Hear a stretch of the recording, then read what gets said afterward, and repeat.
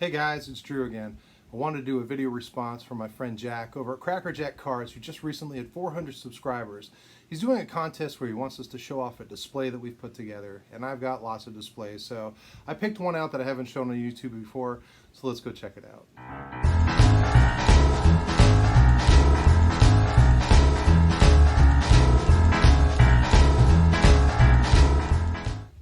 So like I mentioned, Jack has hit 400 subscribers, and congratulations, Jack. That's a great accomplishment. He wants us to do showing off some displays, and I've got lots of displays. Some you see back here. I've talked about a lot of them, but there's one specific one. It was a player run that I did years ago, and I decided to put it in a really cool display. And I've never shown it off, but I figured this is a great opportunity to do so. So let's go check that out. What it is it's Sandy Koufax, and I have a player run of Topps Sandy Koufax cards, just as base cards. And you know, Koufax, you know, you say he's overrated or underrated or whatever, but however you feel about his place within hobby or baseball history, he definitely has a place in baseball lore. All the what ifs, you know, what would have happened if he didn't hurt his arm? What if Tommy John surgery was around before and it was actually called the Sandy Koufax surgery and his career was extended like Tommy John's was?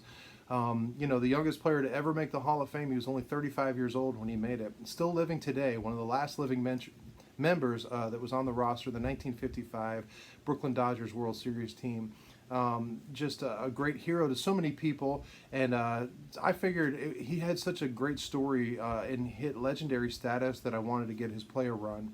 So what I did was I ended up getting all the cards, and I like to put them together when I used to do player runs into kind of a different type of a display. So I made the display. It's just a frame, but what I did was I took all the cards and I put them. Now when you see it, I don't have his rookie card in there because his rookie card is in another display that I have, but I did want to show off from 1956 through his, 56 through his 1966 cards, as well as a couple other items that I put in. So let's go look at it. So here you can see the display as I put it up, and I'll just kind of pan over. He's got his 56 card, and then his 57 and 58, and you're going to notice about the 59 that it's graded, and I'll tell the reason in a second. But moving on, 59 is 60, and then we'll come back down. We've got his 61, his 62, 63, 4, 5, and finally his 66. And then some other things that I added in was I went online and I found someone who had a cool Dodger patch, and I put it on a piece of wood that I cut out, and then also found a arm patch of his number 32 and put that in there. And then finally I have an autograph of him from a 98 Donruss Significant Signatures card set, and that's the only Koufax autograph. Well, no, I do have one on a ball, but yeah, so that's it. So as I pan out, you can kind of see the entire thing put together. And so let's talk about the cards a little bit.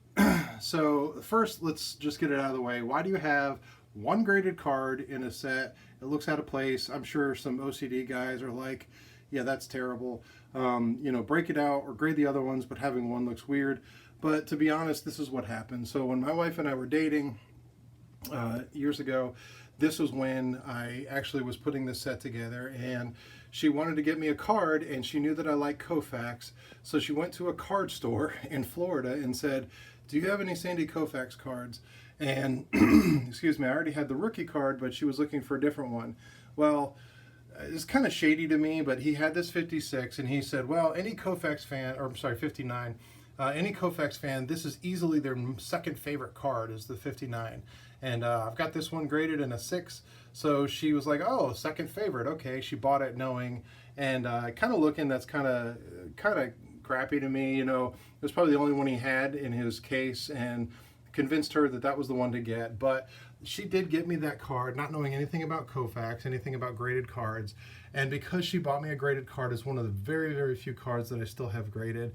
And again, it tells a story within my collection, showing off that, you know, when people see this entire display, they'll say, well, why is that one graded? And it's a story to tell. So as you can see, some of the other cards, not in the greatest of shape. You know, the 58's got a lot of rounded corners. There's a little mouse chewed off the corner or whatever, but Again, that tells a story somewhere.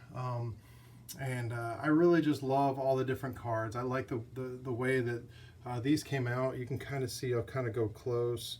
You can't really see it, but you know, that's actually like an iron-on patch that I ended up gluing to this oval piece of wood. Some of the other cards within here, I love the 63. Just a great card. There's so many cards throughout the 60s where they went the hatless version, and the only one with Koufax is one of the ones in the 1960, the bigger one. But the fact that he's represented for his team and all the other ones showing off the team name, the logo, his hat or whatever, I just think is great. And he's just got a great run of cards. He's kind of, to me, like, say, Mickey Mantle, who just doesn't have a really ugly card. And it's just a great representative. So, Jack, I hope this is what you're looking for. It's just a nice little display. It's not too crazy complicated. Just put some blue felt in the back, Dodger blue. And it hangs up in a corner. It's kind of in a dark corner, which is why it's sort of not as bright. But Jack, I appreciate the opportunity to do this.